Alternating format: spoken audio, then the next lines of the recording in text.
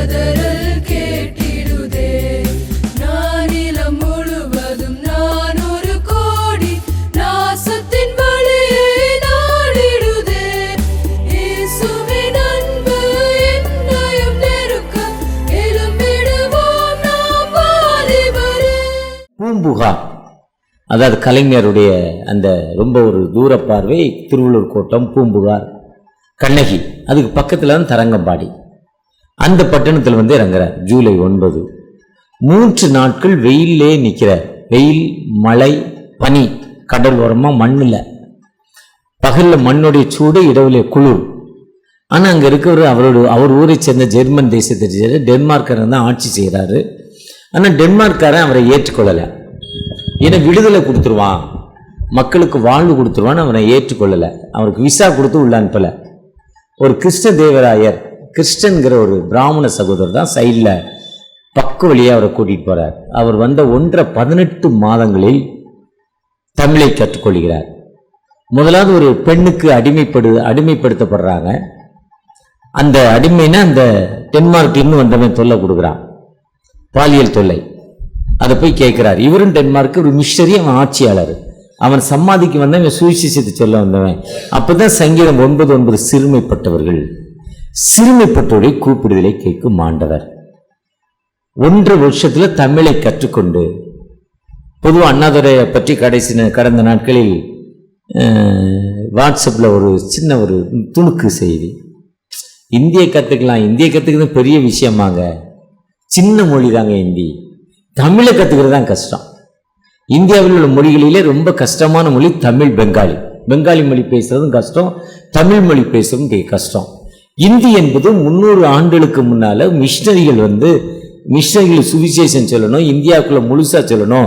தமிழ்நாட்டுக்கு வந்தால் தமிழ்நாடு, ஆந்திராவுக்கு போனால் தெலுங்கு, கேரளாவுக்கு போனால் மலையாளம், கர்நாடகத்துக்கு போனால் கன்னடம், இப்படி ஒரிசாவுக்கு போனால் ஒடியா மொழி, குஜராத்துக்கு போனால் குஜராத்தி, பீகாருக்கு போனால் அங்கே ஒரு மொழி, உத்தரப்பிரதேஷ் போனால் அங்கே ஒரு மொழி. எல்லா மொழியும் ஒன்றா இல்லையோன்னு எல்லா மொழியிலும் ஒரு வார்த்தையை எடுத்து போட்டு தான் இந்தியை உருவாக்குனாங்க. இந்தியை உருவாக்கி 300 ஆண்டுகளுக்கு முன்னால் தான் உருவாக்குனாங்க.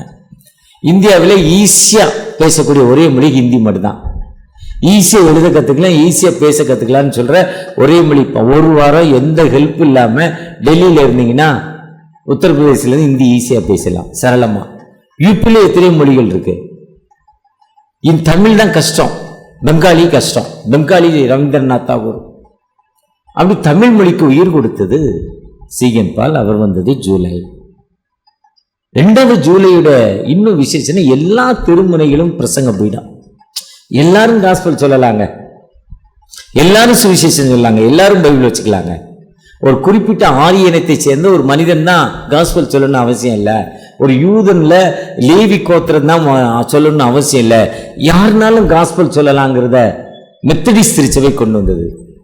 அந்த மெத்தடிஸ்ட் திருச்சபை 1750 ஜான் வெஸ்லி, சார்லஸ் வெஸ்லி ஆகிய 2 சகோதரர்கள் ஒன்றாக இணைந்து மெத்தடிஸ்ட் திருச்சபையை தொடங்குறாங்க. அதனால தான் இன்னைக்கு எல்லாரும் சுவிசேஷகளாய், எல்லோரும் போதகர்களாய், எல்லா திருமுனைகளும் இயேசுவின் பிரசங்க பீடமாய் இன்னைக்கு திருச்சபை வளர்ந்திருக்க காரணம் மெத்தடிஸ்ட் திருச்சபை. மெத்தடிஸ்ட் திருச்சபை பெஸ்ட் கோல்னா என்ட்ரன்ஸ் இதே மாதிரி வாசல் இருக்காது, சைடில் தான் வாசல், என்ட்ரன்ஸ் அடைக்கப்பட்டிருக்கும். என்ட்ரன்ஸ் எந்த கோயில் அடைக்கப்பட்டிருக்கோ அது மெத்தடிஸ்ட் திருச்சபை. அதுதான் மெத்தடிஸ்ட் திருச்சபை. அது ஆரம்பிக்கப்பட்டது ஜூலை 2. ஜூலை உடைய பெரிய தன்மை என்னன்னா, நேற்று காமராஜரை பற்றி ஒரு சின்ன துணுக்கு கேட்டேன். ஒரு சாதாரண பின்பற்ற விவசாயிகிட்ட போய் பேசுகிறார். விவசாயி பயப்படுறார்.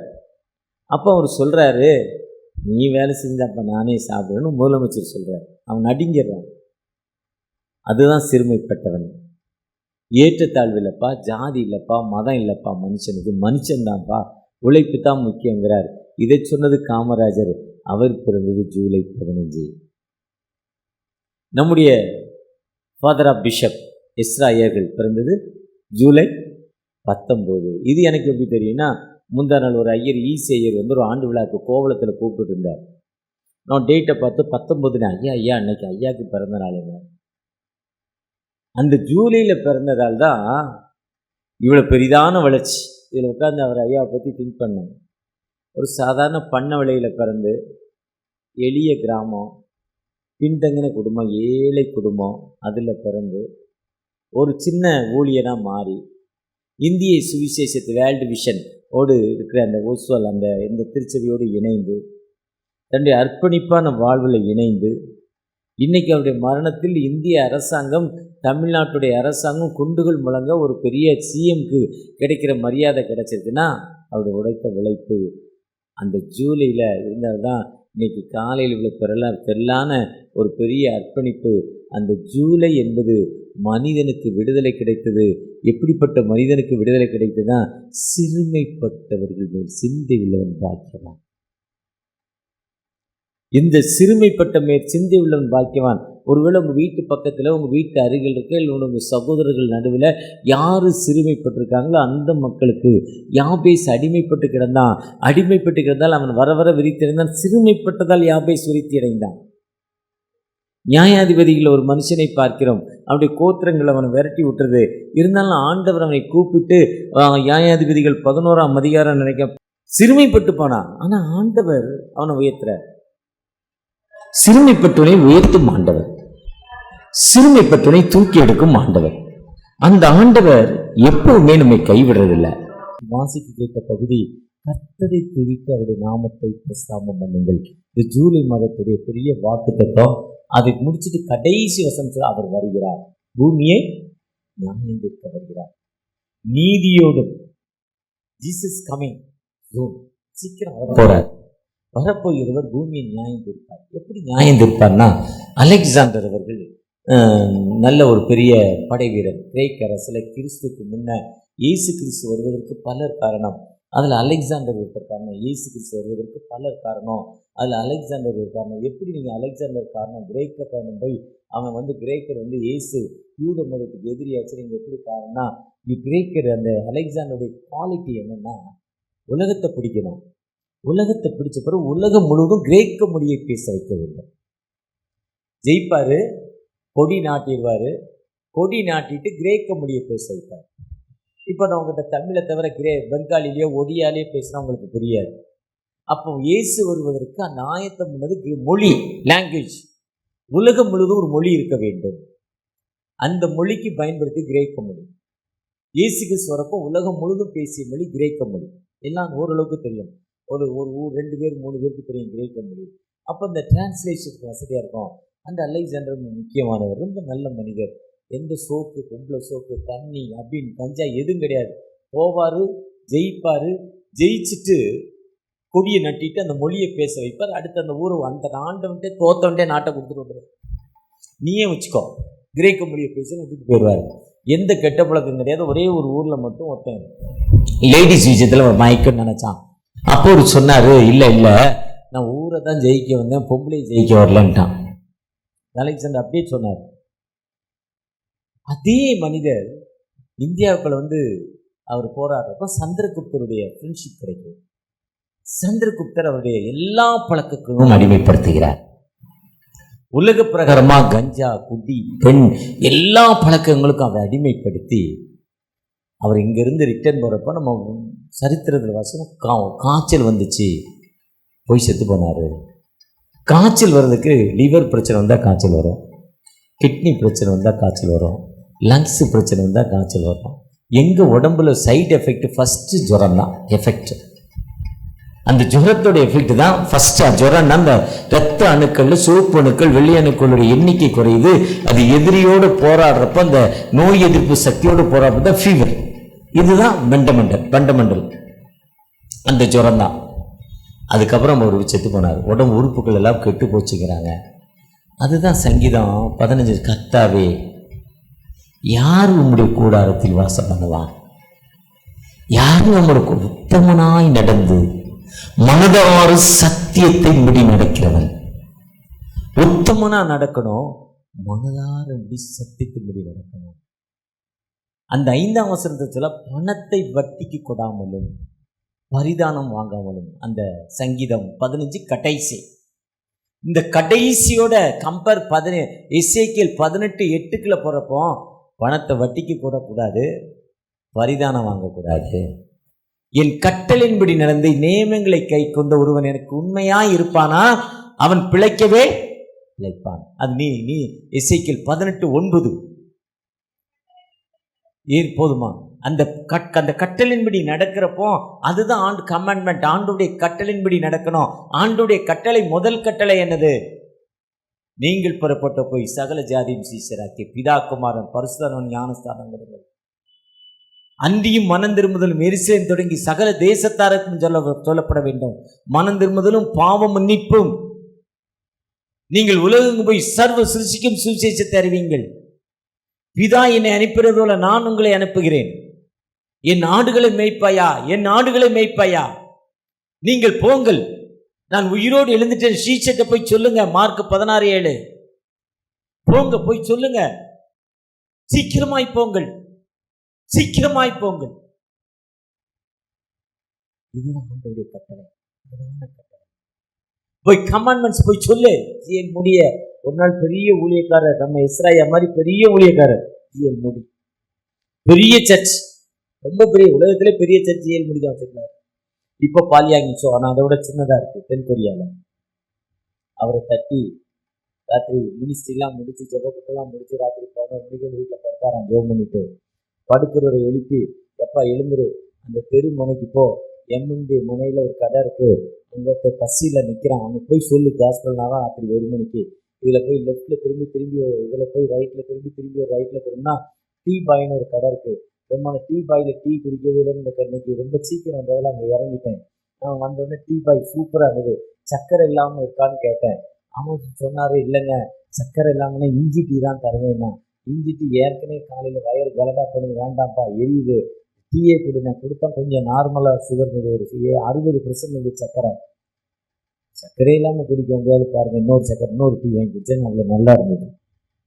இதே மாதிரி ஒரு இடத்துல ஒருத்தன் பசிக்கா காத்து நிற்கிறான், நீ போய் காஸ்பல் சொல்லுனாரா ராத்திரி 1 மணிக்கு. ஜிஎல் முடி ரொம்ப கஷ்டமா இருக்குங்க, என்னையால போக முடியாது, டயர்டா இருக்கேன், காலையில போறேன்னாராம். ஏற்ற ஆண்டவர்கிட்ட ஜிஎல் முடி திரும்ப பேசுறாரு. அப்போ ஆண்டவர் திரும்ப எழுப்புறா, இல்லை முடியாதுன்னு படுத்து தூங்கிட்டாரு, இழுத்து போட்டு மூடிக்கிட்டு தூங்கிட்டாரு. சரி எக்கடாது கெட்டு போடான்னு ஆண்டவர் விட்டுட்டு போயிட்டாரு. காலையில் எழுந்து அதே மாதிரி எழுந்து கடவுள் சொன்னாரேன்னு எழுந்து வேகமாக பல்லு வலிக்கிட்டு அங்கே போய் லெஃப்ட் ரைட்டு திரும்பி பார்த்தா ஒரு மனுஷன் செத்து கிடக்கிறான். யாரா செத்து கிடக்கான்னு பார்த்தா ராத்திரி காஸ்பல் சொல்லி அவனுக்கு ஒரு பன்னு வாங்கி கொடுத்தா அவன் பிழைச்சிருக்கான். அப்போ நம்ம சுவிசேஷத்தை சீக்கிரமாக சொல்லணும், குயிக் வேகமாய் அறிவிக்கணும். சுவிசேஷத்தை அறிவிப்பது எந்தவித தடை இருக்கக்கூடாது. எதிரி இருப்பாங்க. போட்டி கடையிலன்னா நேரத்துக்கு தொடக்க மாட்டோம், போட்டி கடையிலன்னா சரியான விலைக்கு விற்க மாட்டோம், போட்டி கடை இல்லைன்னா அனாவசியமாக ஓயாமோ. முன்ன பெட்ரோல் பங்கில் போட்டா போடு, போடாட்டா போக மாட்டோம். தடிக்கு விழுந்தா பெட்ரோல் பங்கு, சார் வணக்கம் வாங்கன்னு உடனே வண்டியை துடைக்கான். என்ன நிறைய பெட்ரோல் பங்கு ஆயிடுச்சு. நான் பெட்ரோல் பங்கு 5 பங்கு எங்கிட்ட இருக்கு, அதனால நான் அந்த அனுபவத்தில் சொல்கிறேன். ஏன்னா இதை விட்டு அதை விட்டா அது. அதே நேரத்தில் ஒடிசாவுக்கு போனால் 20 கிலோமீட்டருக்கு தான் ஒரு பெட்ரோல் பங்கு ஒடிசாவில். போன வாரம்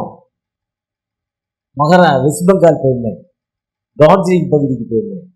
100 கிலோமீட்டர் கூட ஒரு பெட்ரோல் பங்க் இல்லை. போட்டி இல்லைன்னா பிஸ்னஸ்ல என்ன பண்ண மாட்டோம், சரியா இருக்க மாட்டோம். எதிராளி இருந்தால் மட்டும்தான் கரெக்டாக இருக்கும்.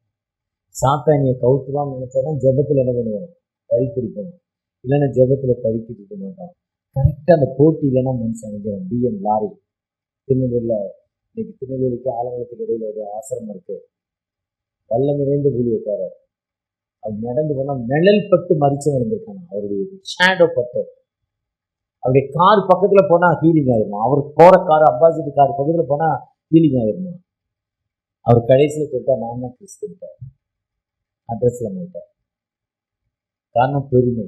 அதுதான் சாத்தான், அதுதான் டெவில், அதுதான் டெவில். பெருமை தான் சாத்தான், தான் பெருமை. சாத்தான் போன கிறிஸ்துமஸ்ல சண்டே கிளாஸ் டீச்சர் கருப்பு டான்ஸ் போட்டு ஆட விடுறா பாருங்க, அது சாத்தான் இல்லை, என் மனதுதான் சாத்தான். அந்த சாத்தான் படி நீங்கள் நானும், அந்த சாத்தான் தான் யூதாஸ் காரியத்துக்கு வந்தார். யாரும் உடைய கூடாரத்தில் தங்குவார், அந்த சாத்தான் தான். அந்த மார்க் 14:10-11 பார்த்தீங்கன்னா அவர் என்ன பண்றாரு, நான் காட்டி கொடுப்பேன். அதுதான் பணத்தை வட்டிக்கு போடாமலும் பரிதானம் வாங்காமலும் உத்தமனாய் நடந்து. நிறைய பேர் ஊழியத்தில் விழுந்து போறாங்கன்னா எனக்கு முதல்ல நிறைய ஒருத்தர் மீட்டிங் புக் பண்ணி கொடுப்பார். பாஸ் விஜய பாஸ்கர்னு ஒரு பாஸ்ட், சரியா பேர் கூட தெரியல. ஆனால் ஒரு ஒரு ஸ்லம் ஏரியாவில் அப்படி ரோடு போனால் இந்த பக்கம் ரயில்வே கேட், ரயில்வே லைன், இந்த பக்கம் ரயில்வே லைன், இந்த பக்கம் ரயில்வே லைன், இந்த பக்கம் போனால் 10 ரயில்வே லைன், இந்த பக்கம் 10 ரயில்வே லைன். இந்த வெளியே போகின்ற ஒரே ரோடு தான். அந்த ரோடில் போனால் எய்ட்ஸ் பேஷண்ட், கொள்ளக்காரன், பிட் பாக்கெட்டு, கட்ட பஞ்சாயத்து தான் இருக்கும். ஒரே வழி தான். போலீஸ் போச்சுன்னா அந்த ஒரு வழியில தான் போகணும். போய் அங்கே ஜெபம் பண்ணால் அவ்வளோ கஷ்டம், அவ்வளோ வேதனை, அவ்வளோ துன்பத்தில் இருப்பாங்க. என்ன எப்போ நடக்குன்னே சொல்ல முடியாது. அந்த அளவுக்கு நான் போலீஸ்லாம் உள்ளே வர முடியாது, வந்து வெளியே போக முடியாது. இவங்க போகிறதுக்குள்ளே அவங்க போலீஸ் அப்படி எஸ்கேப் ஆகிடுவாங்க.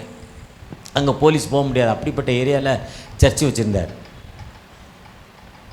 ரொம்ப பிடிச்சிருந்தது. ஆனால் ஒரு நாள் வந்தார், எங்கேயா சர்ச்சு எப்படி இருக்குன்னு. அவர் சொன்னார், சர்ச்சை விற்றுட்டேயான்னார். அன்னைக்கு அவர் கதை முடிஞ்சு போச்சு. சர்ச்சை விற்கிறதுக்கு உனக்கு என்ன உரிமை இருக்குது? நடத்த முடியலன்னா தோத்துறன்னு ஒருத்தர் கொடுத்துட்டு தான் போகணும். விற்கிறதுக்கு உரிமை இல்லை. விற்றவன் கதை முடிஞ்சு போச்சு அதோட.